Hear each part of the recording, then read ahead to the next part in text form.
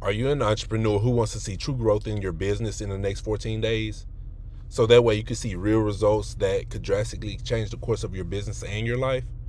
If so, this video is just for you. Now, I want to be honest. I work with entrepreneurs and coaches and consultants every week that come to me frustrated and stuck on the things that they're doing or not seeing in their business. And so after working with them, I noticed that there were 4 key things that most entrepreneurs face when growing their business. And so on today in this video, we're going to talk about those 4 things that you can do so that way you can avoid the mistakes that they made in the very beginning. So we're going to hop straight into it so that way you can actually see value fast. So the first thing that I typically see with most coaches and most entrepreneurs is the fear of choosing a niche or an audience. Now, a lot of people make a big deal about you got to choose your audience, you got to choose your niche. While that's important, the way that you frame and the way that you think about a niche or an audience, you overcomplicate it in your head so much to the point where it becomes a barrier for you. Because choosing an audience is just like saying, who do you want to have a conversation with? Who do you really want to help? Right? And so when you break down what an audience and what a niche actually is and who that is for you, you can overcome that and you can start seeing more growth faster, because having an audience and the right niche is important, because when you're talking to somebody, you want to make sure that you're talking directly to them. Because if you're out here talking with a blowhorn, trying to talk to everybody, nobody knows exactly who you're talking to. But if you call people out by name, they're going to know exactly who you are. So how do you determine your niche? How do you determine who your audience should be? The way that I help my clients, and I'll tell a quick story, is the way that we found their audience was by actually going back to who they actually are. Because before you can actually understand who you're serving, who your audience is, you have to first understand who you are. Like, what transformation or what problem do you solve for other people? And based off of that problem and that solution that you have, that determines who your actual audience is. So if I help people, so I help coaches, consultants, and service providers get clear on who they are, who they serve, what they offer, and how they show up, so that way they can change the course of their business and actually see more growth in their business. And so I know who I'm talking to, because the transformation that I offer is more clarity and more implementation on these things, right? So how do you know who your audience is? If you're a hairstylist, guess what? What problems do you solve? You solve the problem of appearance for other people, how people present themselves out in public, right? If you are if you're a football coach, right? Who do you serve? You serve the athletes, right? Because you give them strategies and plays on how they can succeed in a game. And so who are you currently and what problem do you solve? Right? So that way you can actually know who your actual audience is. So for instance, the problem that one of my clients actually had was the people that he was actually talking to at the time were mostly kids. It was mostly kids, and helping them to develop and actually understand how to be a proper and more productive individual, right? And so when he came to me, he was like, man, how can I actually make money in my business if I'm targeting kids? Well, the thing wasn't that the kids was the problem. It was more so kids couldn't pay him to actually give them the transformation. Who came before the actual kids? The parents, the teachers.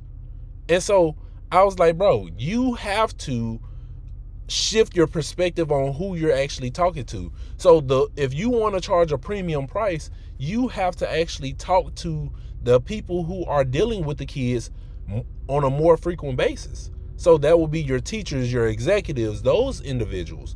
So what problem can you solve for them that can directly impact those kids?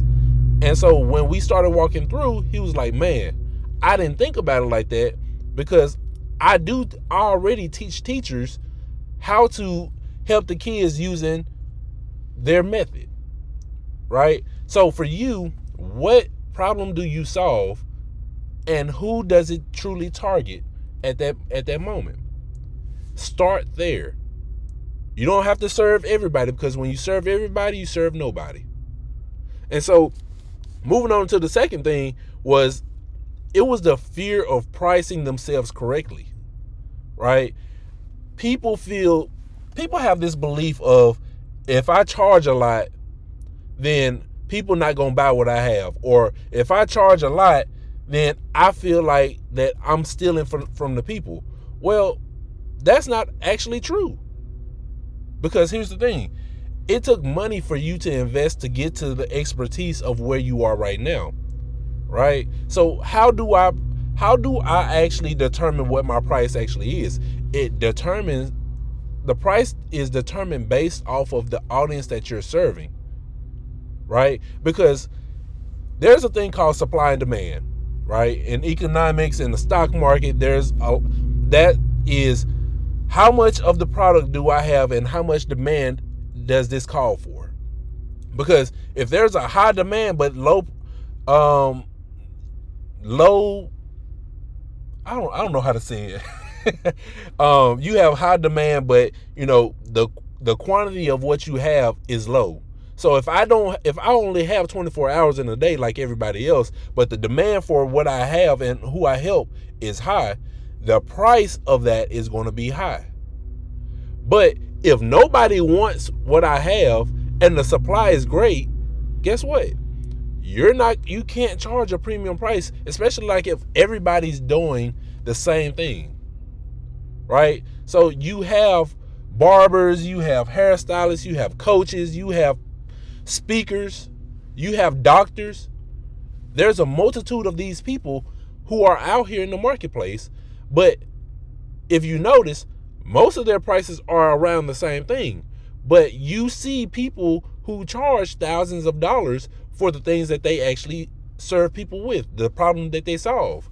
Now, how are they actually able to charge that premium price? How is a coach able to charge tens of thousands of dollars for a program that they have? It's based off of the experience and the way that they serve their people. Because if you can have two identical things, but if the quality and the experience that I have is way higher than what you have, guess what? I can charge that, because nobody actually has that. And if I create the demand, which means get people to see and want what I have, guess what? The price can go up. So there's one key thing in that. Do people actually want what you have? That's the main question. Do people want what you have? If not, you need to figure out what they want, so that way they can say, this is what I want, I need this, right? So before we get to the next one, I just want to say, everything that I'm telling you and just trying to give you game on, I cover all of this inside of my training, the CEO Launchpad. So if you want that training, it's free. You can comment launch down below in the comments, or you can go to the description and click the link. But number 3, the third problem that I consistently see is people don't. It's more so visibility, right? People know that they need visibility in order to grow their business, but the thing is, they have limiting beliefs, or they have things that stop them from actually showing up and actually being who they need to be out in the marketplace. If don't nobody know who you are, how do you expect people to come and buy what you actually have, right? Because the thing is, one of my clients, they have a great business. They have such a great business. And the thing is, They just wasn't showing up the right way. So like their messaging and the language that they were speaking to the people wasn't matching what they actually did. Right? You can't have unclear messaging or language and expect people to understand. So if I'm talking to somebody that speaks Spanish or Chinese, but I'm speaking to them in English and they don't understand, guess what? No matter how valuable my product is and how bad they need it, if I don't communicate with them clearly, they just won't get it. So this shows up in your content. So how do you create content that people need? Right? You have to know how they speak. I'm not going to use expert jargon with people who don't even know what that is.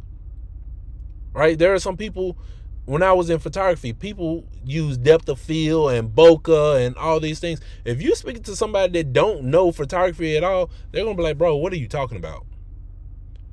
And you have to break it down to where it's easy for them to understand. I'm like, hey, I want to help you get better photos by increasing the blurriness in the background of your photos. Oh, why you didn't just say that before? So the way that you're showing up and the visibility that you have to show up consistently, and you have to speak in such a way that people actually understand what you're saying. Right? So for my client, when they started shifting their messaging, they started growing on YouTube. They went from having 14 subscribers to now having almost, I want to say 150 subscribers at this moment. Now, granted, the subscriber count doesn't matter, but what it does show is that people like what they are saying. They resonate with what they are saying. So the last thing, and I believe that this is one of the most important parts of why they're not growing in their business and how you can actually, avoid this altogether. You don't invest in yourself, right? A lot of people don't invest in themselves enough to where they can actually speed up the process to get to their solution, right? People are holding on to their money so tightly to the point where you're holding on to the money that can actually get you the help to get you to the place where you can make even more money. Right? That's why I love working with hungry individuals who are ready to invest, because here's the thing. I know that these people are coming to me for a solution that I know that I can help them with. Now, granted, if I can't help them, I'm going to just say, hey, here's someone better that can actually help you. But in this case, you're ready to invest. Right? So I be on calls with people who say, yeah, man, what you have is just too much money. Okay. Is it that the cost of the program, is it too high over the fact of how much is it costing you to not know the information that I have? How much time are you wasting by not getting the help that you need? Because sometimes it's just a small tweak in what you're already doing that can actually set you on course to make thousands, to make hundreds of thousands and millions and all the things, right? I've made thousands. I can't say I made hundreds of thousands, but I've made thousands. And I've helped my other clients do the same thing. So it's small tweaks in what we're doing that makes the difference. You save time, you save money, you make more money by investing in yourself, by investing in a coach, by investing in a mentor. And so that's what I had to get these entrepreneurs to see, is invest in yourself. Because until you invest in yourself, you are only going to be at the spot of where you are right now. There is only so much information on YouTube University, on Google, on ChatGPT. Because you can have the knowledge, but what good is the knowledge if you don't know how to implement it? Right? And so I truly wanted to share that with you, not because, I'm shaming you. I just want you to know that these are the common mistakes that most people make. And by giving you these solutions, I'm hoping that you actually take this and implement it yourself So that way you can actually see more growth in your business and in your life, because when you have a better business, it produces a better life. When you have a better life, it produces a better business. But the very first part of it is doing the work on yourself first. Get a coach, get a mentor, choose your audience, right? Understand if people want what you have or not. And when you understand these factors, I can promise you, you're going to have a better business. So if you like anything in this video, make sure you comment it down below. I love to hear your comments and your thoughts on what was said, and let me know. And don't forget that I have the free training that goes more in depth on how you can actually get these things, so that way you can speed up progress for yourself. So I'll see you guys in the next one, and yeah, peace out.